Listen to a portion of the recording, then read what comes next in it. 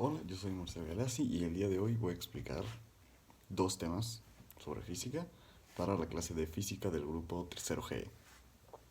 Me gustaría empezar por el tema de refracción y reflexión de la luz. Comenzaré explicando el tema sobre la refracción de la luz. Entonces, ¿qué es la refracción de la luz?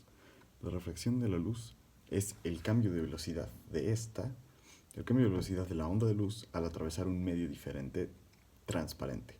Por ejemplo, cuando pasa del agua al aire o del aire al agua y viceversa. Esto se puede representar con una fórmula o con una ley que es la ley de Snell, que está en la siguiente diapositiva. Aquí podemos ver representada la ley de Snell, donde tenemos N1 que representa el índice incidente y N2 que representa el ángulo refractado, el índice refractado. Después tenemos θ1 que representa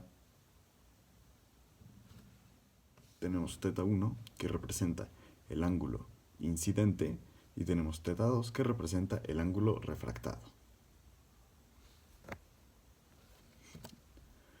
Aquí tengo algunos ejemplos de un simulador donde podemos ver esto claramente. Lo que tenemos aquí, lo que se puede observar aquí es tenemos un rayo, que se dispara hacia un cristal, una superficie cristalina. ¿Qué pasa aquí? ¿Por qué no podemos ver el rayo saliendo? Este es un fenómeno llamado refracción interna total. Lo que está pasando es que cuando el rayo atraviesa este medio, que vendría siendo el cristal, rebota dentro del cristal tantas veces, en tantos lados, que ya no logra salir. A esto se le llama refracción interna total, ya que no logra salir y es pues refractado totalmente. En la siguiente diapositiva podemos ver un rayo de luz blanca que está siendo descompuesto al atravesar un prisma. No se puede ver con tanta claridad, pero aquí tenemos dos medios círculos. Entonces, cuando esta luz pasa por la esquina, lo que pasa es que se refracta, se mueve, cambia de dirección, pero cuando sale, al ser luz blanca, se descompone. Entonces, ¿qué pasa? Se descompone en rojo, naranja, amarillo, verde, azul y morado. Esto se le llama descomposición de la luz.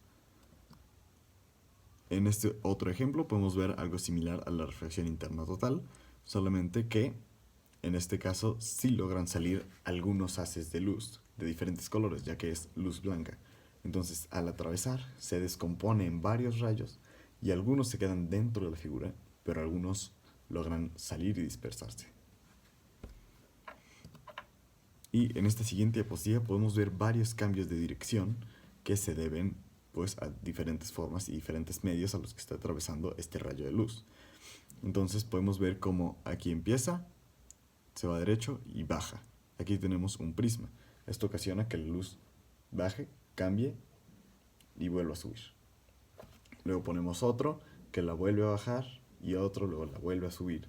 Entonces podemos ver cómo con diferentes formas podemos cambiar la dirección de la luz. Y en este último podemos verlo con varias medidas. Tomamos varias medidas, entonces tenemos un eje, una línea recta,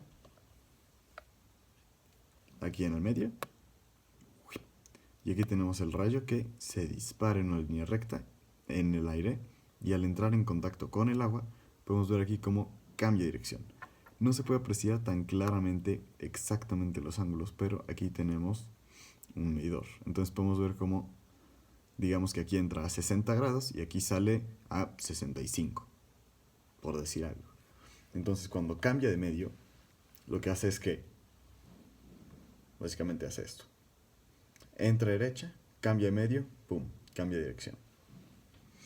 Ahora vamos a explicar qué es la reflexión de la luz. Entonces, ¿qué es la reflexión de la luz? La reflexión de la luz es el fenómeno que ocurre cuando percibimos que un rayo de luz entra en contacto con una superficie y rebota. Básicamente, esto es lo que logramos percibir. Lo que realmente está pasando es algo completamente diferente. Lo que está pasando es que cuando la luz pega con una superficie en la que puede rebotar, digamos, entonces choca y cambia dirección, dependiendo del ángulo en el que esté colocado. Si entra derecho y está en ángulo exactamente recto o de 90 grados, va a regresar por el mismo lugar, entonces no podremos percibir un cambio. Pero si, digamos, está así y ponemos un ángulo ligero, entonces cuando la luz rebote, va a cambiar su ángulo y va a rotar de regreso en una dirección diferente. Por eso, en ocasiones, cuando ponemos espejos en las esquinas de las carreteras muy cerradas, podemos observar pues a los coches que vienen de la otra dirección. Esto pasa porque la luz de este lado se refleja, choca y como está posicionado en un ángulo específico, rebota hacia nosotros para dejarnos ver qué está sucediendo de ese lado. Un ejemplo bastante bueno de esto son los hornos solares. ¿Qué hacen? Toman grandes superficies que logran rebotar la luz y ponen varios espejos en ángulos que lleven la luz hacia un solo punto. ¿Esto qué hace? Pues al concentrar tanta luz en un solo punto, calienta. Entonces, pues se usan para esto, para calentar, o para quemar, o para fundir, etc. Usando la luz. Otro ejemplo serían, pues, los espejos. Cualquier espejo. Siempre y cuando haya luz, vamos a poder observar un reflejo de nosotros en el espejo. ¿Por qué? La luz nos pega, rebota y se dirige recto hacia el espejo, lo que nos permite vernos a nosotros en el espejo o a cualquier objeto que esté a nuestro alrededor, que esté iluminado y en el rango del espejo. Otro ejemplo es un caleidoscopio. ¿Qué es un caleidoscopio? Pues son unos juguetes para niños que son un tubo, normalmente, que tienen un prisma, o bueno, tienen 3 espejos, normalmente, y tienen varias bolitas adentro. Entonces, al tener esto, ¿qué ocasiona? La superficie de abajo normalmente es transparente, entonces deja que entre la luz y podemos ver las figuras reflejadas en los espejos que están dentro de este, formando varias figuras extrañas como las que podemos ver en la presentación. Y otro ejemplo que tenemos es la reflexión interna total. ¿Qué pasa? Entonces, digamos que tenemos un diamante como en la presentación. Entra un rayo al diamante, pero el diamante adentro, al tener tantas superficies en diferentes ángulos, la luz rebota en una, pega, rebota en otra, rebota en otra, rebota en otra, y en ocasiones no logra salir. Cuando la luz entra a un objeto y no logra salir, se le llama reflexión interna total. Bueno, ese fue el final de este tema. Muchas gracias. Ahora continuaremos con el espectro electromagnético. Ahora continuaremos con el tema de electromagnetismo. Y vamos a dar algunos ejemplos de este, junto con sus frecuencias y sus hertz. Entonces, ¿cuáles son algunos ejemplos? Uno de los ejemplos más comunes sería, tenemos diferentes espectros. Tenemos un espectro de emisión y espectros de absorción. En el espectro de emisión tenemos las ondas de control remoto, que serían las infrarrojas. Entonces, las ondas infrarrojas vienen siendo de las que tienen frecuencias más bajas. Después tenemos en el mismo espectro las microondas. También son del espectro de emisión y pues las microondas son las que tenemos en los hornos de microondas y son las sucesoras de las infrarrojas. Es decir, vamos a ir subiendo de escala de infrarrojas, microondas, etcétera, etcétera, etcétera. Después de las ondas de microondas tenemos las ondas de emisión de AM y FM. Estas dos tienen diferentes frecuencias y un dato curioso es que en las radioemisoras, las estaciones que tenemos, ya sean 90.1, 91.3, 91.7, estos son los hertz a las que están transmitiendo esta frecuencia. Entonces 91.3 está transmitiendo a una frecuencia pues de 91.3 Hz. Nuestro siguiente ejemplo serían las emisiones de televisión, o sería el espectro, también entra en el espectro visible, que pues son todo lo que le da color a las cosas que vemos alrededor de nosotros. Después de esto tenemos el mismo ejemplo, pero ahora en un celular. Luego tenemos los espectros de absorción. Como primer ejemplo de los espectros de absorción tenemos los rayos X, que se disparan contra alguna parte de nuestro cuerpo para visibilizar o hacer visible si tenemos alguna fractura o algún hueso dislocado o algo así.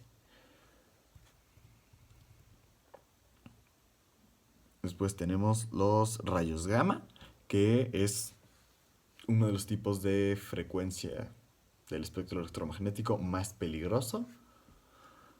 Después tenemos los rayos cósmicos, que no voy a entrar mucho en esto, pero entran también dentro de nuestro espectro electromagnético. Y por último,